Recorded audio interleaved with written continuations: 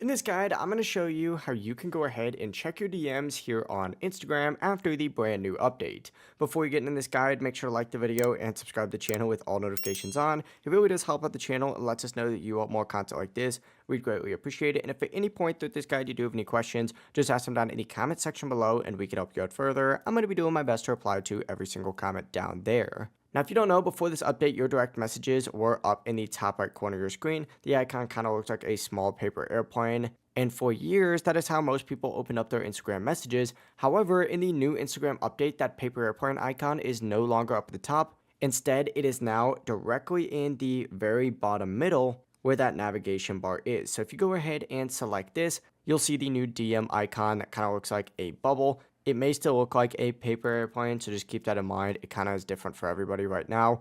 But when you select it, you'll be able to see all of your DMs and all of your chat messages. Now, this update can feel strange at first, especially if you've been using Instagram for a long time. Instagram did make this because the app is now more focused on video content and private conversations. Reels and direct messages are two of the most used features, so Instagram did place them where they're easier to reach with your thumb. Doesn't make a lot of sense, but it does at the exact same time. That's why Reels also sit right next to messages at the bottom, because now you could just swipe between the two just like so. Now keep in mind, not everyone's going to see this new layout at the exact same time. So depending on your account and when it was updated, you may still see the old paper airplane icon up in the top right corner. If that is the case, nothing is wrong with your app. Instagram just rolls these updates out gradually.